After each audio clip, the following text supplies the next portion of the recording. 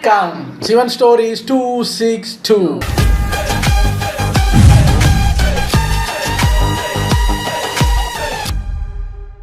சரி வாங்க, ஒரு நாள் கேப்பு விட்டாலே என்ன நடக்குதுன்னு தெரியாது நமக்கு. ஒரு 2 நாள் கேப்பு விழுந்து போச்சுன்னு நினைக்கிறேன்.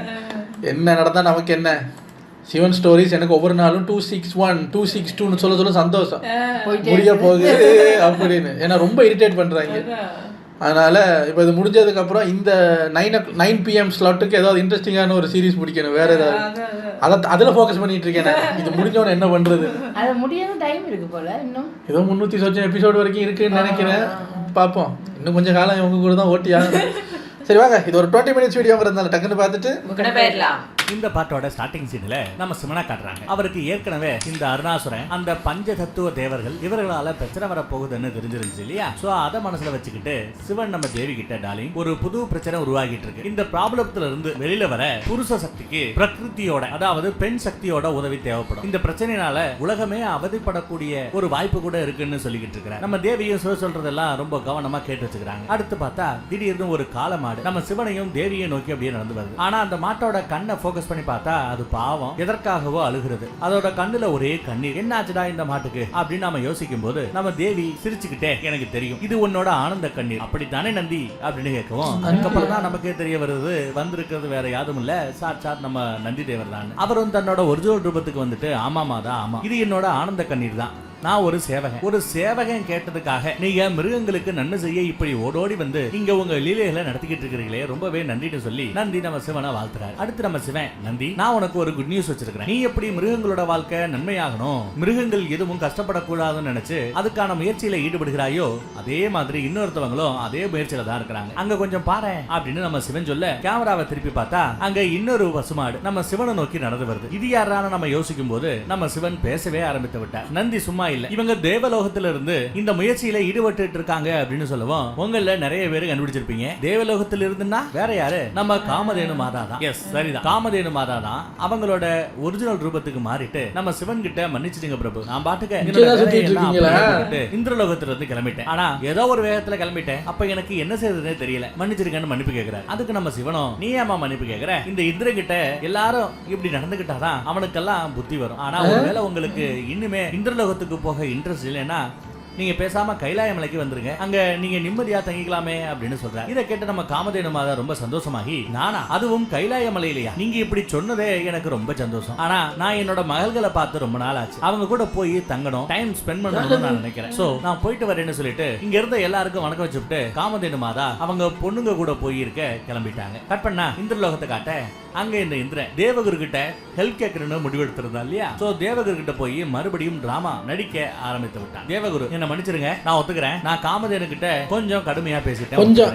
ஆனா நான் வேணும்னே ஒண்ணும் அப்படி பண்ணல. எனக்கு எவ்வளவோ டென்ஷன் நீங்களே பாக்குறீங்கல்ல. நான் மட்டும் எல்லாரையும் புரிஞ்சுக்கிட்டு கரெக்டா நடந்துக்கணும்னு எல்லாரும் ஆசைப்படுறாங்க. ஆனா என்ன யாராவது புரிஞ்சுக்கிறாங்களா? சரி என் குரு, நீங்களாவது என்ன புரிஞ்சுக்கிறீங்களா அப்படின்னு பார்த்தா இல்ல, நீங்களும் என்ன அப்படியே விட்டுட்டீங்க. பிரம்மதேவர் கூட எனக்கு உதவி பண்ண தயாராக இல்லைன்ட்டார். இப்ப நான் கேட்பேன், என்ன செய்வேன், எனக்கு யார தெரியும் அப்படின்னு புலம்ப நம்ம தேவகுரு, நான் உனக்கு எத்தனையோ தடவை எச்சரிக்கை கொடுத்தேன், சொல்லிக்கிட்டே இருந்தேன். ஆனா நீ எங்களோட பேச்சை கேட்கல. இப்ப கூட நீ தான் பேசிட்டு இருக்கிற, நீ சொல்றத நான் செய்யணும்னு எதிர்பார்க்கிறேன். பிரச்சனை இங்க காமதேனு மட்டும் கிடையாதுடா, மெயின் பிரச்சனை நம்ம பஞ்ச தத்துவ தேவர்கள்.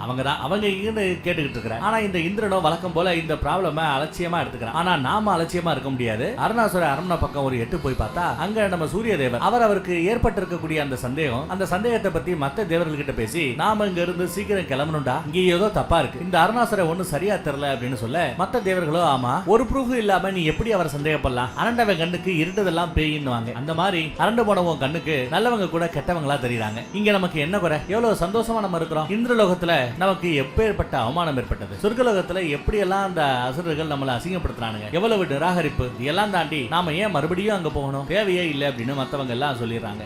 கட் பண்ணி இந்த இந்திரனை காட்ட, அவனும் நம்ம தேவகுரு கிட்ட அதே அலட்சியத்தோட, ஐயோ தேவகுரு, நம்ம தேவர்கள் தான், அவங்க எங்க இருந்தாலும் அவங்க வேலையை சரியா செஞ்சுட்டு இருக்காங்க இல்ல, அப்ப என்ன அர்த்தம், அவங்க சேஃபா தான் இருக்காங்கன்னு அர்த்தம். ஆனா காமதேனு மட்டும் கிடைக்கல, அவ்வளவுதான், ரிஷிகள் என்ன சபிச்சிடுவாங்கன்னு சொல்லிட்டு ஹெல்ப் மீ தேவகுரு அப்படிங்கிற அவரோ ஏதோ ஆவேசத்துல, இங்க பாரு இந்திரா, நம்ம காமதேனுக்கு மொத்தம் 4 பொண்ணுங்க இருக்காங்க, வேணும்னா காமதேனுவோட பொண்ணுங்க வீட்டுக்கு போய் விசாரிச்சு பார்ப்போம் அப்படிங்கிறாரு. மேபி உனக்கு ஏதாவது இன்ஃபர்மேஷன் கிடைக்கலாம்னு சொல்லிடுறாரு. இந்த Ladies இருக்கிற வீட்டுக்கு கூட கூட்டிட்டு போறீங்க. அவர்கிட்ட ஆசீர்வாதம் எல்லாம் வாங்கி சந்தோஷத்தை பத்தியா? பொண்ணுங்களை மீட் பண்ண போயிடுறான். அவரையும் கூட்டிட்டு போறா.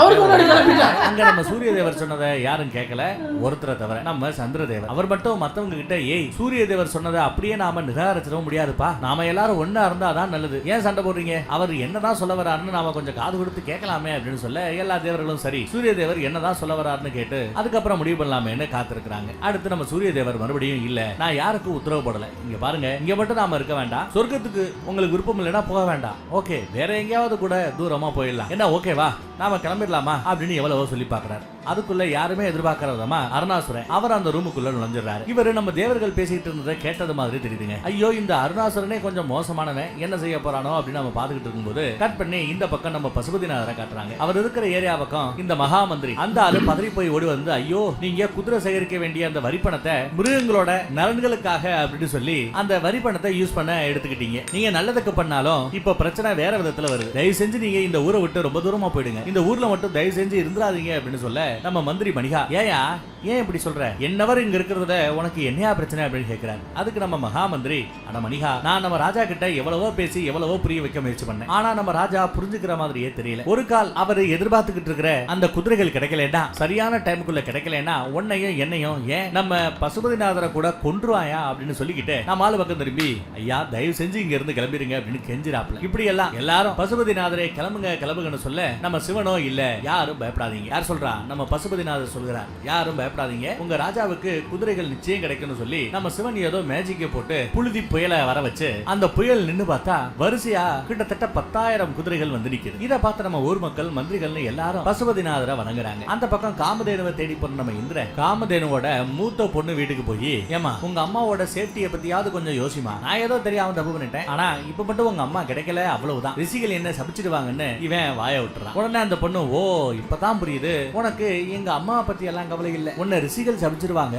அதுதான் உன் கவலை, சாபம் வாங்கு வாங்காம போ, எனக்கு என்ன வந்துச்சு, என்னோட அம்மா எங்கன்னெல்லாம் உங்ககிட்ட சொல்ல முடியாது, போயா உன்னால முடிஞ்சதை பாத்துக்கையா அப்படின்னு சொல்லிட்டு அவங்க கிளம்பிடுறாங்க. அவ்வளவுதான், இந்திரனோட இந்த முயற்சியும் தோல்வியில தான் போய் முடியுது. இப்ப அந்த பக்கம் இந்த நாட்டின் ராஜா ராஜா அறிவர தனக்கான அந்த 10,000 குதிரைகளை பார்க்க வந்துட்டு நம்ம பசுபதி நாதரை பார்த்து ஓ நீதானா அந்த ஆளு, ஆக்சுவலா சொல்ல போனா தப்பு என் மந்திரிகள் கிட்ட இல்ல, தப்பு உங்ககிட்ட தான், நான் குதிரையை திரட்டுற அந்த டைம்ல தான் நீ இந்த ஊருக்கு வரணுமா, வேற ஏதாவது ஒரு சமயம் நீ ஊருக்கு வந்திருந்தா நான் நிச்சயம் உன்னை வரவேற்று உன்னை ஒரு விருந்தாளி மாதிரி நடத்தி இருப்பேன், ஏன் என்ன சோதிக்கிற அப்படின்னு நம்ம ராஜா ரொம்ப சலிச்சுக்க பசுபதிநாதரோ அதனால என்ன வேற ஒரு கோணத்துல வேற ஒரு இடத்துல நீ என்ன சந்திக்கணும்னு ஆசைப்படுற, நீ சாகிறதுக்குள்ள அது நடக்கும், மீட் பண்ணிட்டா போச்சு, ஆனா அப்ப நீ என்ன பார்க்கும்போது என்ன வேற மாதிரி பாப்பங்கிறாரு. ஆனா அந்த ராஜாவோ எதுக்கு இந்த ஆள்கிட்ட தேவையில்லாத பேச்சு அப்படின்ட்டு தன்னோட சேனாதிபதி கிட்ட சொல்லி அந்த 10,000 குதிரைகளையும் கூட்டிட்டு போக ரெடி ஆக்குறாரு. ஆனா நம்ம பசுபதிநாதரோ அந்த ராஜாவை நிறுத்தி மறுபடியும் மிருகங்களோட நலம், மிருகங்களுக்கு உணர்ச்சிகள் இருக்கு, அதுகளை உருப்படியா நடத்தணும், அதுகளோட நலன்ல அக்கறை செலுத்தணுங்கிற மாதிரி எல்லாம் பேசிட்டு நீ செய்யறது தப்புன்னு எவ்வளவோ பேசி லெக்சரரை கொடுத்து பாக்குற. ஆனா அந்த ராஜா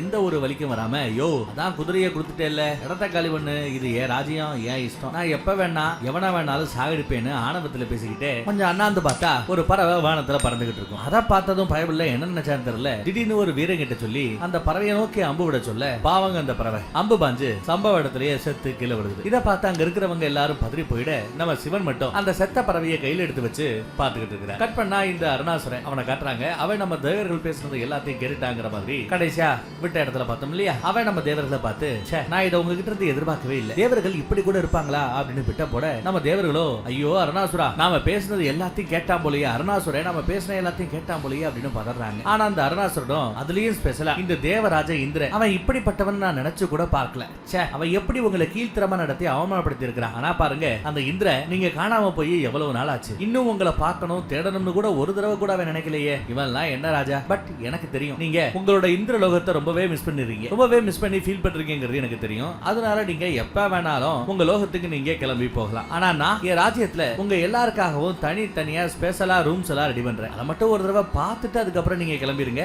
சரியா அப்படின்னு பாய்னு சொல்லிவிட்டு பெருசா ஒரு நடிப்பை இறக்கிட்டு அவன் கிளம்புறான். இப்போ மத்த தேவர்களும் இவன் பேசினதை கேட்டுட்டு யோ சூர்யா பாத்தியா இப்படிப்பட்டவரையா நீ சந்தேகப்பட்ட, இவ்வளவு அன்பா நம்ம கிட்ட வேற யாருமே நடந்திருக்கிறதே இல்லையா, யார் யார் நடந்திருக்கா நம்ம கிட்ட இவ்வளவு அன்போட, வேற எங்க போனாலும் இந்த சுகம் நமக்கு கிடைக்காதியா, நல்லா யோசிச்சு செய்யா அப்படின்னு சொல்லிடுறானுங்க. நம்ம சூரிய தேவரும் எல்லாரும் முன்னாடியும் தலைய ஆட்டிட்டு மனசுக்குள்ளாகவே ஐயோ இந்த அருணாசுர வேற இப்படி ஒரு பிட்ட போட்டுட்டானே, இனி இவனுங்க நான் என்ன சொன்னாலும் கேட்க மாட்டாங்களே, நாம இனி வேற மாதிரி தான் யோசிக்கிறோம்னு இவர் ஏதோ பிளான் பண்ணவும் கதை எப்படி போகணும் கடிக்க முடியாம இருக்கு. அதுக்கு முன்னாடி இந்த ராஜா அறிவர்தன் அவன் அநியாயமா சும்மா பறந்துகிட்டு இருந்த ஒரு பறவையை கொண்டுட்டானே அப்படின்னு அங்க பார்த்தா நம்ம பசுபதிநாதர் அந்த பறவையை கையில் எடுத்து ராஜா கிட்ட, யோ நான் ராஜா, நான் என்ன வேணாலும் பண்ணுவேன், முடிஞ்சா ஒழுங்கா இந்த பறவைக்கு உயிரக்கூடிய பாப்பம்யா அப்படிங்கிறார். அந்த ராஜாவுக்கோ ஷாம ஷாக், என்ன இந்த ஆளு இப்படி பேசுறான் இப்படி கேக்குறான், மன்னர்னு ஒரு பயம் இல்லையேங்கிற மாதிரி ஒரு பார்வை பாக்குறேன். அதுவும் கொஞ்ச நேரத்துக்கு முன்னாடி தான் மன்னன் அப்படிங்கறதுனால என்னால முடியாது எதுவும் இல்ல, எதை வேணாலும் செய்வேன்னு அகங்காரத்துல பேசினார் இல்லையா, அதனாலதான் நம்ம பசுபதிநாதர் எங்க செத்து போன இந்த பறவைக்கு உசுர கொடுத்து பாரு அப்படின்னு கேட்க,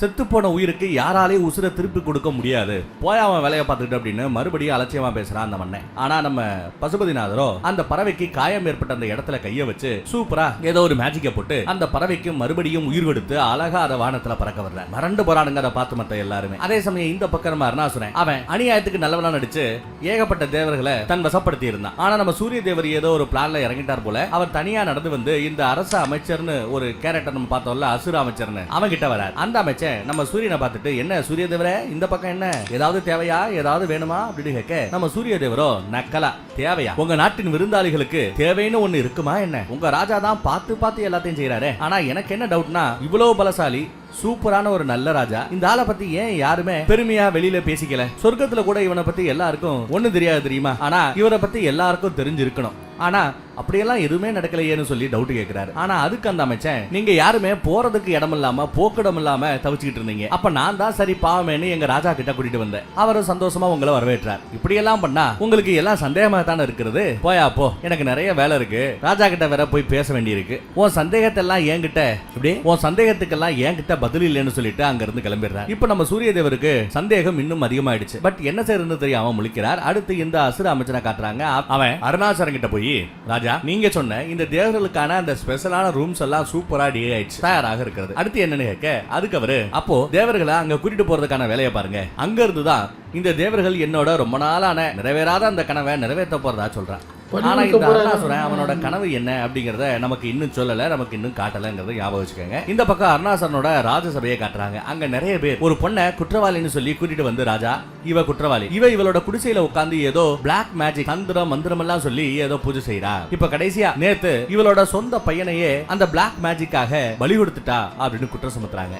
ஆனா அந்த பொண்ணோ, இல்ல நான் எந்த தப்பு பண்ணல, நான் என் பையனை வேணும்னே எதுவும் செய்யல, ஏதோ தப்பு நடந்து போச்சுன்னு அழுகுறாங்க. சரி இந்த அருணாசுரன் அவன் என்னடா தீர்ப்பு கொடுக்க போறா அப்படின்னு பார்த்தா, அவனோட சீட்ல இருந்து எந்திரிச்சு அந்த குற்றம் சுமத்தினவங்களுக்கு பலார்னு ஒரு அறைய விட்டுவிட்டு அடுத்து அந்த பொண்ணை பார்த்து, எந்த தாயும் தன்னோட சொந்த மகனையே கொல்ற அளவுக்கு போக மாட்டாங்க, தாயோட மனசுல தன்னோட பிள்ளை மேல வெறும் பாசம் மட்டும்தான் இருக்கும், அதனால இந்த தாய் எந்த தப்பும் செஞ்சிருக்கவே மாட்டாங்க, செய்ய வாய்ப்பே இல்லை. சோ என் தீர்ப்பு என்னன்னா, இந்த பொண்ணோட மகனுக்கு செய்ய வேண்டிய அந்த இறுதி சடங்குக்கான செலவை அரசே ஏத்துக்கும், இனிமே யாராவது இந்த பொண்ணுகிட்டயோ வேற ஏதாவது ஒரு பொண்ணுகிட்டயோ இந்த மாதிரி நடந்துக்கிறத பார்த்தேன் செத்தீங்க, மரண தண்டனை கொடுத்துருவேன்னு சொல்லி உத்தரவு போறாரு. சோ கடைசியில இவன் நல்லவனா கெட்டவனானு நமக்கே கொஞ்சம் கன்ஃபியூஷனா இருக்குல்ல. அங்க சபையில நம்ம சூரிய தேவரும் முழிச்சுக்கிட்டு நிக்கிறார். பட் இந்த சீன்ல இருந்து நாம ஒரே ஒரு விஷயத்தை தான் புரிஞ்சுக்கணும், இந்த அருணாசுரன் பெண்களை மதிக்கிறவனும் அம்மானா அவனுக்கு ரொம்ப பிடிக்கணும் நாம புரிஞ்சுக்கலாம். கட் பண்ணா இந்த இந்திரனை காட்டுறாங்க. அவன் நம்ம காமதேனுவோட 2வது பொண்ணுகிட்ட போய், ஏமா உங்க அம்மாவை தேடி தேடி நான் சத்தியமா என்னால முடியலமா, அவங்க எங்கன்னு நீயாவது சொல்லேமா அப்படின்னு கெஞ்சுறாரு. ஆனா அந்த பொண்ணோ, இல்ல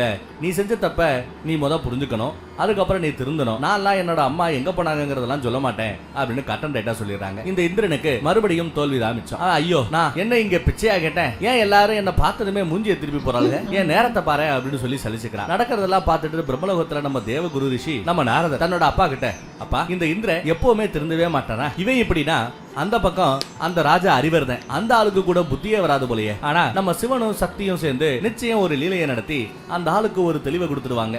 ஆனா நம்ம மணிகா அமைச்சருக்கு இன்னும் வந்திருக்கிறது சிவன் சக்தின்னு தெரியவே இல்லையே அப்படின்னு சொல்லி பேசிட்டு இருக்கிறார். அடுத்து இந்த அறிவர்தன் தான் நம்ம பசுபதிநாதர் செத்த பறவைய உயிர்த்தல வச்சுட்டாரு இல்லையா, அதை பார்த்துட்டு இந்த ராஜா அறிவர்தன், யோ நீ பண்ற இந்த மந்திர தந்திரத்தெல்லாம் பார்த்து நம்புறதுக்கு நான் என்ன கிறுக்கன்னு நினைச்சியா அப்படின்னு கேட்க, பசுபதிநாதரோ ஆமா இத மேஜிக்னு நினைச்சா இது மேஜிக் தான், நீ கிறுக்கன் தான், இது அன்பின் கருணையின் சக்திடா அப்படின்னு சொல்லிக்கிட்டு இருக்கிறார். இந்த அறிவர்த்தனுக்கு எப்படியாவது சொல்லி புரிய வச்சு திருத்திடலாம் அப்படின்னு பாக்குற. அதே சமயம் இந்த பக்கம் அருணாசுரனோட அரண்மனையை காட்ட அங்க இந்த அசுர அமைச்சர் அருணாசுரன் கிட்ட, ராஜா இந்த 5 தேவர்கள்ல சூரியன் ஒத்தவன் தான் பெரிய இவனாட்டம் ஏகப்பட்ட சந்தேகத்தோடய சுத்தி திரிறான், அவனுக்கு நம்ம மேல சந்தேகம் வந்துருச்சுன்னு நினைக்கிறேங்கிறாப்ல. இதுல பயப்பட வேண்டியது என்னன்னா, இந்த சூரியன் மத்த தேவர்களையும் இன்ஃப்ளூயன்ஸ் பண்ணி அவன் பக்கம் இழுத்துக்க போறான். அதுக்கு முன்னாடி நாம ஏதாவது செஞ்சாகணும்னு யோசனையை கொடுக்க அந்த அருணாசுரனும் வில்லத்தனமா சிரிச்சுக்கிட்டு, அதுக்கெல்லாம் அவசியமே இல்ல, நான் எப்பவுமே என்னோட வெறுங்கையை யூஸ் பண்ணி தான் எதிரியை தாக்குவேன், அது ஏன்னு உனக்கே தெரியுமே, என்ன வெறுங்கையோட ஆயுதம் இல்லாம பார்த்துட்டு என் எதிரிகளுக்கெல்லாம் என்ன தோற்கடிச்சிடலாம் அப்படின்னு ஒரு நப்பாசம் வந்துடும். ஆனா கடைசியில ஜெயிக்க போறது என்னமோ நாம தான். அதே தான் இப்போ இந்த சூரிய தேவனுக்கும்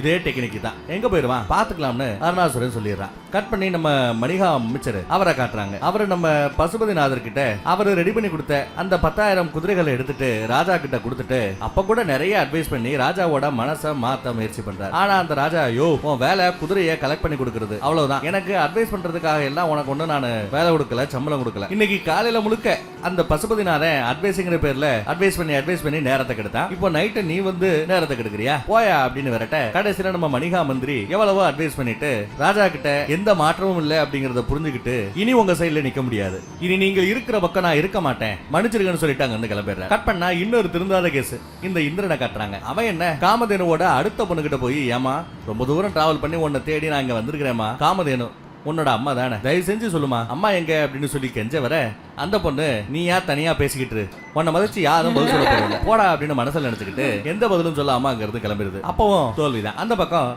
நம்ம ராஜாவோட 10,000 குதிரைகள் அதுக்கு நிக்கிற ஒரு ஏரியாவை காட்டுறாங்க. அந்த இடத்துக்கு நம்ம ஆளு வந்துடுறாரு போய போட்டு. இவர் என்னடா செய்ய போறாரு அப்படின்னு பார்த்தா, திடீர்னு ஏதோ ஒரு மேஜிக்க போட அந்த குதிரைகள் எல்லாம் ஏதோ வித்தியாசமா கணச்சிட்டு ஆப்போசிட் டைரக்ஷன்ல ஓட ஆரம்பிக்குது. இப்படி குதிரைகள் எல்லாம் வெறுபிடிச்ச மாதிரி அதோட இடத்துல இருந்து ஆப்போசிட் டைரக்ஷன்ல ஓடுதுங்கிற செய்தி ராஜா கிட்ட போகுது. தூங்கிக்கிட்டு இருந்த அவர் பதறி போய், என் குதிரை ஓடுது, ஐயோ பிடிங்கன்னு இவர் கத்திக்கிட்டே ஓடி வந்து ஒரு குதிரையை பிடிக்க வராரு. ஓடிட்டு இருந்த அந்த குதிரை ஃபர்ஸ்ட் நம்ம ராஜாவை அட்டாக் பண்ண வருது. நல்ல வேலை அடுத்து போய் தொலைன்னு விட்டு அங்க இருந்து ஓடிடுது. இதையெல்லாம் ஒரு இடத்துல இருந்து பார்த்துட்டு இருக்கிற நம்ம ஆளு தேவி கிட்ட, பார்வதி பார்த்தாயா, அந்த குதிரை ராஜாவை அட்டாக் பண்ணாமையே போயிடுச்சு. இதுதான் மிருகங்களோட கருணை மனசு. ராஜா பயப்படுகிறார், பதறுகிறார் அப்படின்னு தெரிஞ்சதுமே அந்த குதிரை அப்படியே அடங்கிடுச்சு. பாத்தியா, இதுதான் மிருகங்களோட கருணைமிக்க மனசு. ஆனா அந்த மனசை இந்த மனுஷ பயலுக புரிஞ்சிக்கவே இல்லையே அப்படிங்கிறாரு இவர். அந்த பக்கம் நம்ம மகாராஜாவை போய் பார்த்தா, அந்த ஆளு இப்போ நடந்தது, குதிரைகள் எல்லாம் இப்படி தலைதறிக்க ஓடி தப்பிச்சு போனது நம்ம மணிகா மந்திரி தான் காரணம்னு, நடந்த இந்த அசம்பாவிதங்கள் எல்லாத்துக்கும் அவன் தான் காரணம்னு தப்பா புரிஞ்சுக்கிட்டு கொண்டு வாங்க அந்த ஆளை அப்படின்னு சொல்லி அவரோட சேனைக்கு உத்தரவு போட்டுறாரு. அடுத்து காலையில விடிஞ்சிருதுங்க. விடிஞ்ச உடனேயே நம்ம ராஜா மந்திரி மணிகாவுக்கு மரண தண்டனை விதிக்க போறதா எல்லார்கிட்டையும் ஊர் மக்கள் கிட்டையும் அனௌன்ஸ்மெண்ட் பண்ணிடுறார். நடுவுல வந்து நம்ம மகாமந்திரி கூட எவ்வளவோ பேசி தடுக்க பாக்குறார். ஆனா நம்ம மணிகா, இல்ல மகாமந்திரி, அன்பான நல்ல மிருகங்களை காப்பாத்துறதுக்காக எனக்கு இந்த தண்டனை வேணும் தான், அந்த மிருகங்களை காப்பாத்துறதுக்காக எனக்கு இப்பேற்பட்ட மரண தண்டனை கிடைக்குதுன்னா அதுல எனக்கு சந்தோஷம் தான், நான் ரொம்ப சந்தோஷமா அதை ஏத்துக்கிறேன். இனி வரும் எல்லா பிரிவுகளிலும் நான் இதே நோக்கத்துக்காகவே போராடுவேன். ஜெய் பசுபதிநாதர் குருவே நமக அப்படின்னு இவர் பசுபதிநாதரை மனசுல நினைச்சுக்கிட்டு வேண்டிக்கிட்டு இருக்கிறார். அப்ப சுத்தி இருந்த வீரனுங்க எல்லாம் மணிகாவோட தலையை ஒரு இடத்துல வச்சு வெட்ட வராங்க. கரெக்டா நிறுத்தியா அப்படின்னு ஒரு சத்தம். வேற யாரு, நம்மால் தான் ஜோடியோட கோவத்தோட போய போட்டுட்டு அந்த இடத்துக்கு வந்துடுறாரு. அதுலயும் நம்ம தேவி ரொம்ப ஸ்பெஷலா பயங்கர ஆக்ரோஷத்தோட இருக்கிறாங்க. தேவியோட கோபத்தை பத்தி நமக்கு நல்லா தெரியுமே, என்ன ஆக போகுதுன்னு தெரியல. நம்ம சிவனும் தேவி அங்க வந்து லேண்ட் ஆயிட்டாங்க. ராஜா அங்க எதுக்கு இருக்கிறாப்ல. ராஜாவை பார்த்ததும் நம்ம ஆளு, என்ன ராஜா நான் சொன்னது ஞாபகம் இருக்கா, மறுபடியும் நான் உன்னை சந்திப்பேன்னு சொன்னேன், ஆனா அப்போ என்ன நீ வேற மாதிரி பாப்பேன்னு சொன்னேன், அந்த தருணம் தான் இதுங்கிறாரு. ஆனா இந்த டைலாக் விடுறது சிவனாகிய ஒரிஜினல் கெட்டப்ல, சிவன் கெட்டப்ல. ஆனா சேம் டைலாக்க பசுபதிநாதரா இருக்கும்போது அந்த பய சொல்லி இவர் கேட்டிருக்காரு இல்லையா, அதை இதையும் கம்பேர் பண்ணி பார்த்து, ஆஹா அப்ப இத்தனை நாளா பசுபதிநாதரா இங்க இருந்தது சாட்சாத் நம்ம சிவன் தான் அப்படின்னு புரிஞ்சுக்கிட்டு பயந்து போய் நின்னுகிட்டு இருக்காரு மன்னர். அப்ப நம்ம தேவி அவங்க கடும் கோபத்துல, யோ ராஜா, நீ ஒரு மகாதேவனோட பக்தனையோ இல்ல சிஷியனையோ இல்ல மிருகங்கள் மேல அதீத காதலோட இருக்கிற ஒரு மகானை கொல்ல பார்த்திருக்கிற, தண்டனைக்குரியவன் நீதாயா, நீ பிரகிருதியான என்ன அவமானப்படுத்தி இருக்கிற, இயற்கையை அவமானப்படுத்தி இருக்கிற, அந்த பாவத்துக்கான தண்டனையை நீ அனுபவிச்சுதான் ஆகணும்னு சொல்லி நம்ம தேவி, இயற்கையின் அன்னையான நம்ம தேவி கடும் கோபத்துல ஒரு சூறாவளி காத்த உருவாக்கி இந்த ராஜ்யத்துல இருக்கிற நீர் எல்லாத்தையும் அப்படியே உறிஞ்சி எடுத்துறாங்க, தண்ணீர் இல்லாம வத்த வச்சிடறாங்க, எரிமலை வெடிக்குது, நிலம் வறள்றது, இந்த மாதிரி ஏகப்பட்ட பிரச்சனைகள் வருது. அப்ப அந்த ராஜா மன்னிச்சிருங்க தாயேன்னு அலறான். அப்ப நம்ம சிவன் தான் கொஞ்சம் மனசு இறங்கி வந்து, வேண்டாம் பார்வதி அமைதியாக இரு, இந்த ராஜா பண்ண தப்புக்கான தண்டனையை ஏமா நீ இந்த ராஜ்யத்தோட மக்களுக்கு கொடுக்குற, வேண்டாம்னு சொல்லிட நம்ம தேவி கொஞ்சம் சமாதானமாகி சாந்தமாயிடுறாங்க. சோ எல்லா இயற்கை ப்ராப்ளங்களும் வந்திருக்கிறது, நம் முன்னாடி காட்சி தந்திருக்கிறது சாட்சாத் அந்த சிவன் தான். பசுபதிநாதரா தன் குருவா இதற்கு முன்னாடி இருந்ததும் சிவன் தான் அப்படிங்கறத தெரிஞ்சுக்கிட்டு நம்ம மணிகா அமைச்சரோ பிரபு வந்தது நீங்களா? உங்களை எவ்வளவு கிட்டத்துல பக்கத்துல இருந்து பார்த்தோம், வந்தது சிவன் தான் அப்படின்னு என்னால புரிஞ்சிக்க முடியலையே, என்ன மன்னிச்சிருக்கன்னு சொல்லி மன்னிப்பு கேட்டுட்டு இருக்க இந்த ராஜா அவனும் மனசு திருந்தி நம்ம சிவன் பார்வதினு இவங்க 2 பேர்கிட்டயும் மன்னிப்பு கேட்கிறார். கட் பண்ணா இந்த இந்திரனை அந்த பக்கம் காட்டுறாங்க. அவன் நம்ம காமதேனுவோட 4வது பொண்ணு, அதான் கடைசி பொண்ணு கிட்ட போயும் அதே கேள்வியை கேட்டு பாக்குறான். ஆனா அந்த பொண்ணு மத்தவங்க மாதிரி இல்ல, ராஜா இங்க பாருங்க, என்னோட 3 அக்கா மாதிரி நான் என்கிட்ட எந்த பதிலும் இல்ல அப்படின்னு மொத்தமா கைய வைக்க மாட்டேன். ஒரு முக்கியமான விஷயத்தை நான் அவங்க கிட்ட சொல்லணும்னு நினைக்கிறேன். கொஞ்ச நாளைக்கு முன்னாடி ஒரு நாள் ஒரு அசுரன் நம்ம பஞ்ச தேவர்களை கூட்டிக்கிட்டு அந்த வழியா தான் போனான். எங்க அம்மாவை தேடுறதா அப்புறம் இருக்கட்டும், அந்த பஞ்ச தத்துவ தேவர்கள் என்ன ஆனாங்கன்னு பாருங்கன்னு சொல்லிட்டு இந்த இந்திரனும் அந்த பொண்ணு காட்டின வழியிலேயே போறான். இவனும் அங்க போய் அருணாசுர கிட்ட போய் மாட்டிக்காம இருந்தா சரி பாப்போம். அந்த பக்கம் அசுர அமைச்சனும் இன்னொரு தொப்பி வீரனும் நம்ம பஞ்ச தேவர்களையும் கூட்டிக்கிட்டு ஒரு இடத்துக்கு போறானுங்க. அந்த இடத்துல பார்த்தா அங்க ஒரு பஞ்ச கோயில் மாதிரி இருக்கு, 5 கோயில் மாதிரி இருக்கு. அது ஃபுல்லா நம்ம அருணாசுரன் தேவர்களுக்காக கட்டி வச்சிருக்கான் போல. அதை பார்த்துட்டு நம்ம சூரிய தேவனை தவிர மற்ற தேவர்கள் எல்லாம் வாயை பொளந்து சிரிச்சுக்கிட்டு ரொம்ப சந்தோஷமா இருக்கிறானுங்க. நம்ம சூரிய தேவர் மட்டும் வழக்கம் போல டவுட்டோடயே இது என்ன கோயில் மாதிரி இருக்கிறது, என்னது இது அப்படின்னு கேட்க அந்த அசுர அமைச்சன் அவனும் தொப்பி வீரனும் கோயில் தான், தேவர்களை எல்லாம் கோயில்ல வச்சு தானே அழகு பார்க்கணும், அதனாலதான் எங்க ராஜா உங்களுக்காக கோயிலே கட்டி இருக்கிறார். பட் எங்க ராஜாவுக்கு தெரியும் நீங்க ஏதோ சீக்கிரமா சொர்க்கத்துக்கு போகணும்னு நினைக்கிறீங்களாமே, சோ ஒரே ஒரு தடவை இந்த கோயிலுக்குள்ள போய் நீங்க உங்க இடத்துல போய் நீங்க உட்காருங்க, உங்க இடத்தை உங்களுக்காக உருவாக்கப்பட்ட அந்த இடத்துல நீங்க உட்கார்ந்து அழகு பாருங்க, அதுதான் எங்க ராஜாவுக்கு சந்தோஷங்கிறாப்ல. அதை கேட்டுட்டு மத்த 4 தேவர்களும் அந்த கோயிலுக்குள்ள நுழைய போக நம்ம சூரிய தேவர் எல்லாரையும் ஸ்டாப் பண்ணி இல்ல யாரும் அந்த ரூமுக்குள்ள போகாதீங்க, இது ஏதோ நமக்கான வலை, நாம இன்னும் லேட் ஆக கூடாது, சீக்கிரமா சொர்க்கத்துக்கு கிளம்பணும், வாங்க வாங்கன்னு இவர் எல்லாருக்கும் எச்சரிக்கை கொடுத்துட்டு இருக்காரு. கரெக்டா அப்போ இந்த அருணாசுரன் அங்க வந்து லேட்டா, இதுல என்ன லேட்டு கிடக்கு, உங்க எல்லாரையும் நான் நல்லா பாசமா தானே கவனிச்சுக்கிட்டு இருக்கிறேன், ஏன் இப்படி ஒரு தடவை நான் கஷ்டப்பட்டு செதுக்குன அந்த கோயிலுக்குள்ள நுழைறதுல உங்களுக்கு என்ன பிரச்சனை, என்னப்பா போங்க அப்படின்னு மறுபடியும் தேவர்களை குழப்பி விட எல்லா தேவர்களும் மறுபடியும் அந்த கோயிலுக்குள்ள போக போறானுங்க. அப்போ அகைன் நம்ம சூரிய தேவர் தான் ஸ்டாப் பண்ணி இல்ல இது ஒரு சதி, இது ஒரு சூழ்ச்சின்னு எனக்கு தோணுது, என்ன நம்புங்க, யாரும் அந்த ரூமுக்குள்ள மட்டும் போயிடாதீங்க அப்படின்னு வாய் வெளிக்க கத்திக்கிட்டு இருக்கிறார். ஆனா வேற எந்த தேவர்களும் இவரோட பேச்சை கேட்கிற மாதிரியே தெரியலங்க. இங்க இந்த கூத்தெல்லாம் நடந்துகிட்டு இருக்க இன்னொரு பக்கம் நம்ம மந்திரி மணிகாவை காட்டுறாங்க. அவர் நம்ம சிவன் கிட்ட பிரபு எனக்கான உத்தரவு என்ன, நான் என்ன செய்யணும் இனிமே அப்படின்னு கேட்க நம்ம சிவனோ மணிகா இனிமே நீ ஊர் ஊரா போகணும், ஊர் ஊரா போய் மிருகங்களின் நன்மைக்காகவும் மிருகங்களுக்காக நீ பேசணும், நிறைய மனிதர்களோட மனசை மாத்தணும், உன் பேச்சால மாத்தணும், இனிமே அதுதான் உன்னோட பாதைன்னு சொல்லிடுறாரு. சோ நம்ம மணிகாவும் இனி சிவன் காட்டுன அந்த பாதையிலேயே போறதா வாக்கு கொடுத்துறாரு. சோ மிருகங்கள் விலங்குகள் நன்மைக்காக களத்துல இறங்கின நம்ம சிவனும் தேவியும் அவர்களுக்கான அந்த வேலையை செய்து முடித்து விட்டார்கள். இப்ப கட் பண்ணி இந்த அருணாசுரனோட ஏரியாவை காட்ட அங்க நம்ம சூரிய தேவர் பேசின பேச்சுல எல்லா தேவர்களும் லைட்டா தயங்கிக்கிட்டே நிக்க இந்த அருணாசுர உடனே சரி உங்களுக்கு இஷ்டம் இல்லைன்னா நான் உங்க யாரையுமே ஃபோர்ஸ் பண்ண மாட்டேன்னு நடிக்க ஆரம்பிச்சிட்டார். ஒரு விஷயத்தை செய்யாதேன்னு சொன்னாதானே நம்ம பசங்க அதை ஃபர்ஸ்ட் செய்வானுங்க. அந்த லாஜிக்கை இங்க சரியா வேலை செய்ய அந்த டெக்னிக்கை இவர் வேலை செய்வதற்கு சரியாக பயன்படுத்துகிறார். சரி வேண்டாம்ல விட்டுருங்க, உங்களுக்காக இவ்வளவு செஞ்சேன், வேணாமியா நீங்க ரூம்குள்ள போக வேணாமியா அப்படிங்கிற மாதிரி பேச சே நமக்கா இவ்வளவு செஞ்சிருக்கான் இவனை கஷ்டப்படுத்த கூடாதுன்னு சொல்லிட்டு இவங்க அந்த ரூமுக்குள்ள நுழைய போறாங்க. அப்பதான் சரியா நம்ம இந்திர அந்த ஏரியா பக்கம் என்ன நடக்குதுன்னு வேடிக்கை பார்த்துட்டு இங்க வந்துடுறோம். அடுத்து என்ன நடக்கும் மீதி கதையை அடுத்த எபிசோட்ல பார்ப்போம், காத்துருங்க. இந்த சூரிய பகவான் நல்லதுதான் பண்றீங்க, உங்களோட இதை ஆக்களை காப்பாத்துறீங்க. இந்த அரசனை பார்த்தாலும் எனக்கு டவுட்டா இருக்கு, இவன் நல்லவன் கிடையாது அப்படின்னு அசுர அரசனை பார்த்த உடனே கண்டுபிடிக்கிறோம். நீ வருஷக்கணக்கா அங்க இருக்கிற இந்திரனை பத்தி எதுவுமே தெரியாம இருக்கி, அவன் உன்னை இவ்வளவு அசிங்கப்படுத்துறான், அப்போ கூட நான் சொர்க்கத்துல தான் இருப்பேன்ட்டு அங்கேயே இருக்கீங்களே, அதையெல்லாம் கண்டுபிடிக்க மாட்டீங்கல்ல, அவங்ககிட்ட இருக்கிறதுக்கு இவங்கிட்ட ஜெயில நல்லா இருக்கு. சின்ன இன்றைக்கு சந்தோஷம், இந்திரன் போன இடமெல்லாம் ஆப்புத்தான். அவன் எங்க அவன் ஆப்புனாலும் சந்தோஷத்துல இருந்திருப்பான். ஏன்னா 4 இடத்துல போய் அவமானப்பட்டோம்னு நம்ம நினைக்கிறோம், இன்னைக்கு 4 லேடிஸ் கிட்ட பேசியிருக்கேன் அப்படின்னு அவன் நினைப்பான். அவன் இன்னும் திருந்தலாமாமா, உங்களை நாளைக்கு வந்து மீட் பண்றேன்.